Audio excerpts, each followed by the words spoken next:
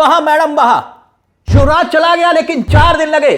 4 दिन ज्ञानेश कुमार की बेटी को मौकाए वारदात पर पहुंचने में देखिए 4 दिन लगते हैं। और जब 4 दिन के बाद मैडम पहुंचती हैं तो पत्रकारों से रूबरू नहीं होती। रूबरू तो छोड़िए, अपना मुंह छुपाकर वहां से चली जाती हैं, मुंह पर ताला लगाकर, क्योंकि पूरा देश जवाब जानना चाह रहा है कि युवराज की मौत का जिम्मेदार कौन है, कौन है। क्योंकि इनको मालूम है ज्ञानेश कुमार जी की बेटी को इनका कोई कुछ नहीं बिगाड़ पाएगा। और वो युवराज जो अपने जिंदगी को खत्म कर गया इन सब की लापरवाही की वजह से, रात के वक्त अपने काम से, अपने दफ्तर से निकला था, खुला हुआ गड्ढा प्रशासनिक तंत्र की लापरवाही का गवाह बना। और जवाबदेही की जब बात आई, क्योंकि उस गड्ढे में जाकर पिछले कई हफ्तों से वो गड्ढा खुला हुआ था, बिल्डर ने खोदा था, ना तो कोई बैरिकेटिंग था वहां पर, ना तो कोई साइन बोर्ड था वहां पर, धुंध इतनी थी कुछ नहीं दिखाई दे रहा था। और नोएडा में यही युवराज की गाड़ी जा गिरी उस गड्ढे में। 2 घंटे तक, चश्मदीदों का यह दावा है, 2 घंटे तक युवराज पुकारता रहा, आवाज लगाता रहा, मोबाइल का टॉर्च जलाकर आवाज दी, बचाओ मुझे, बचाओ मुझे। फायर ब्रिगेड की टीम थी, स्थानीय पुलिस की टीम थी, लेकिन कोई वहां पर उन्हें बचा नहीं पाया। युवराज को जानते हैं क्यों?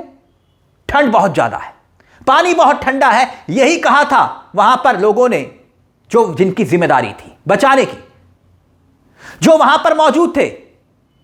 लेकिन ज्ञानेश कुमार की बेटी, क्योंकि ज्ञानेश कुमार की ये जो बेटी हैं जिन्हें आप देख रहे हैं, देखिए मेघा रूपम, ये सिर्फ ज्ञानेश कुमार की बेटी नहीं है, ये उस नोएडा की डीएम है जहां पर पोस्टिंग डीएम की बहुत मुश्किल से होती है। फरीदाबाद, गाजियाबाद, ये एनसीआर के इलाके हैं, और इससे पहले एनसीआर के इलाकों में ही मैडम की पोस्टिंग हुई। इतनी आसानी से कोई नोएडा का डीएम नहीं बनता।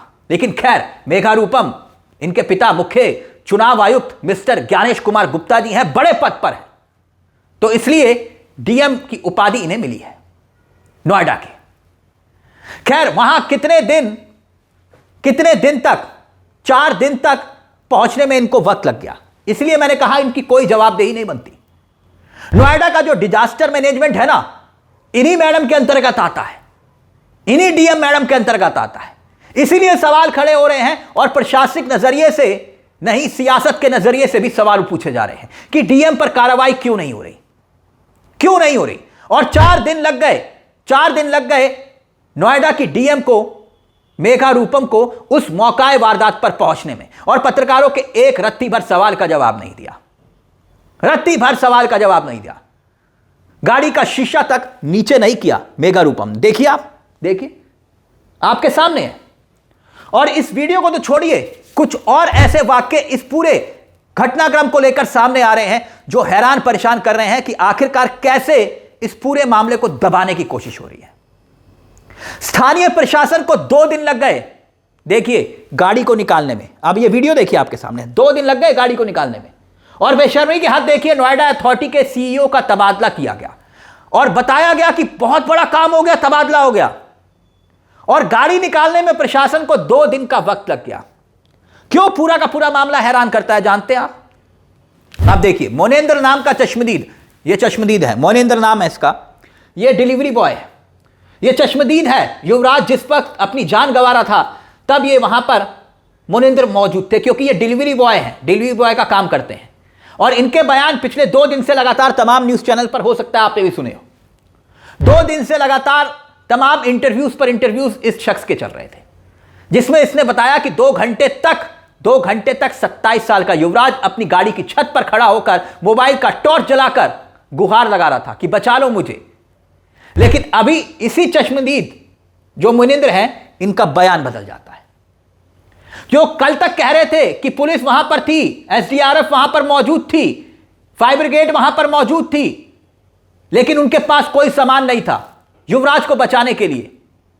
युवराज गुहार लगा रहे थे, तो अब वहां पर मौजूद लोगों ने कहा, फायर ब्रिगेड के लोगों ने कहा कि पानी बहुत ठंडा है, अंदर सरिया है, हम नहीं जा सकते, चोट लग जाएगी।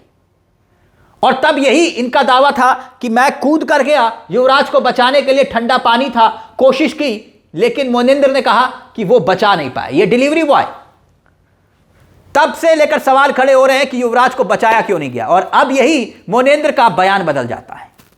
सोचिए कि इस शख्स पर कितना दबाव होगा, या तो इसने पहले झूठ बोला होगा या अब।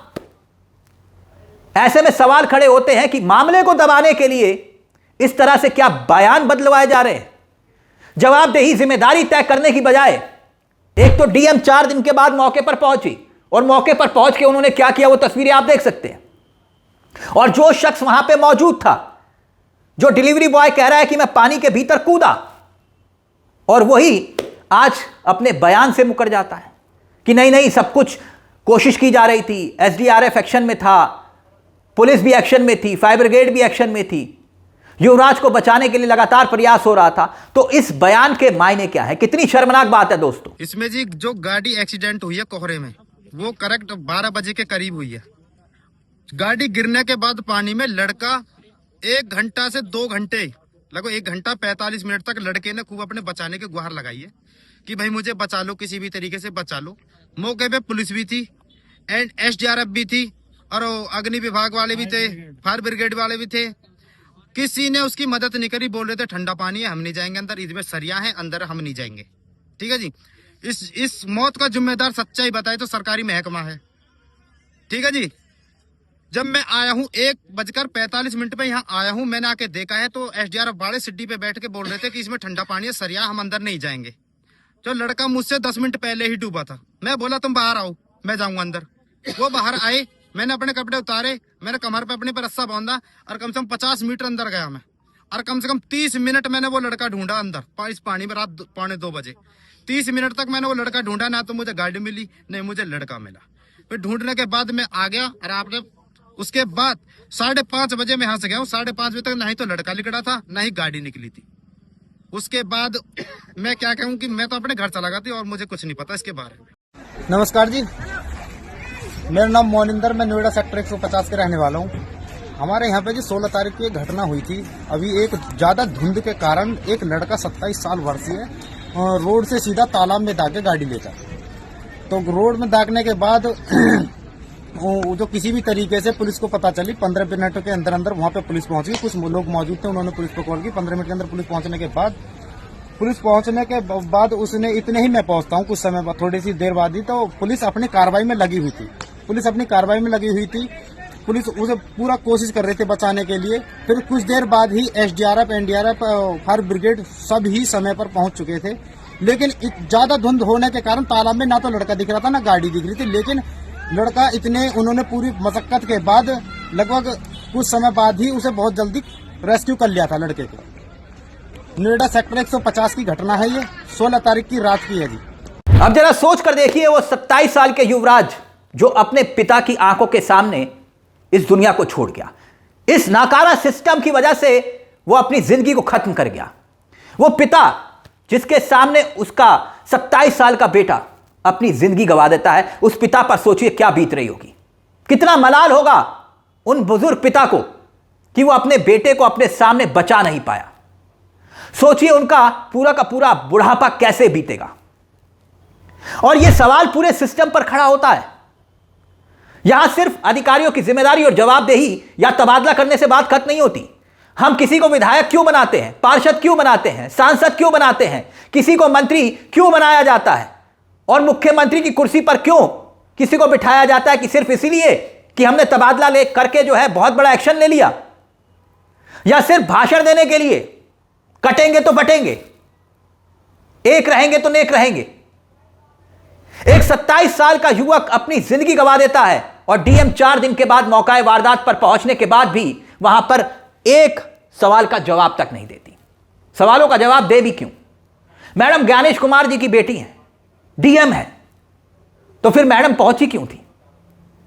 क्यों?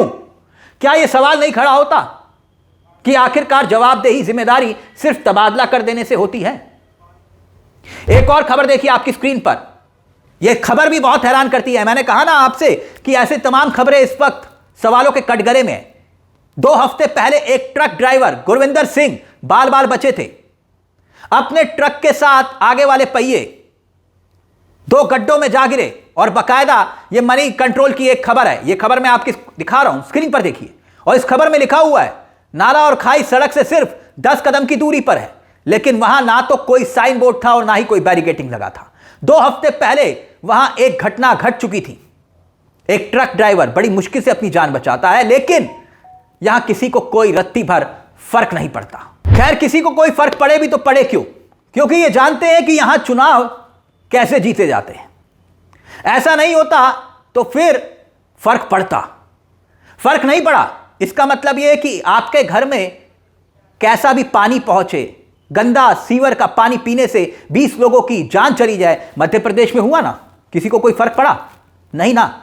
वही मंत्री आज भी पद पर मौजूद हैं और वही मंत्री मंच से खड़े होकर कहते हैं फोकट का सवाल, फोकट का सवाल। शादियों में जाकर मुस्कुराते हैं, हंसते हैं, आपके सरकारी अस्पतालों में चूहे कूदते हैं। किसी को कोई फर्क पड़ता है? नहीं ना, क्योंकि इनको मालूम है कि वोट कैसे मिलता है।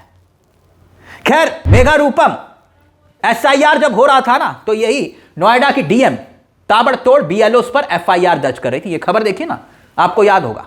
तब मैडम खूब एक्टिव थी, एसआईआर को लेकर एक्टिव थी। अब कहां गई वो एक्टिवनेस? अब क्यों सवालों के जवाब नहीं दिए जा रहे मैडम से?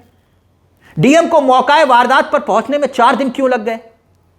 खैर, ये सवाल थे। अब आम आदमी पार्टी के नेता सौरभ भारद्वाज ने इस पूरे मामले को लेकर देखिए क्या कुछ ट्वीट किया है सोशल मीडिया पर। उन्होंने लिखा है, डीएम मेगा रूपम को निशाने पर लेते हुए क्या कुछ कह रहे हैं। बिल्कुल सही बात है, इस तरह के हादसों से बचाव करना रेस्क्यू डीएम नोएडा के अधीन आता है। भाजपा सरकार उनको क्यों बचा रही है वो सबको पता है। रेस्क्यू टीम के पास बचाव के उपकरण तक नहीं थे, कोई सामान नहीं था, लाइफ जैकेट तक फटी हुई थी। ये उनके अफसरों की जिम्मेदारी नहीं। खैर, ज्ञानेश कुमार की बेटी जिस तरह से पत्रकारों से छुपी, गायब हुई सवालों से, और अभी तक इस पूरे मामले में उनका कोई बयान तक नहीं आया। क्यों कहा जा रहा है? इस बात का पूरी तरह से आप आश्वस्त समझिए कि कोई कार्रवाई नहीं होगी, क्योंकि इनको मालूम है कोई एक्शन नहीं होगा, क्योंकि पिता इतने बड़े पद पर जो है, कैसे गाज गिरेगी? कोई गाज नहीं। खैर, इस मुद्दे को लेकर आपकी क्या राय है? इस मुद्दे को लेकर अपनी राय जरूर दीजिएगा, क्योंकि यहां मसला राजनीतिक नहीं, उस सिस्टम से जुड़ा है जिसका शिकार आप और हम कभी भी हो सकते हैं। आज 27 साल का युवराज, कल को कोई और। इस मुद्दे को लेकर अपनी राय हमें कमेंट बॉक्स में जरूर दीजिएगा। मुझे तिलक चावला को दीजिए इजाजत। एक छोटी सी दरख्वास्त, चैनल को सब्सक्राइब जरूर कर लीजिएगा। यहां कलम गुलाम नहीं। नमस्कार, जय हिंद, जय भारत।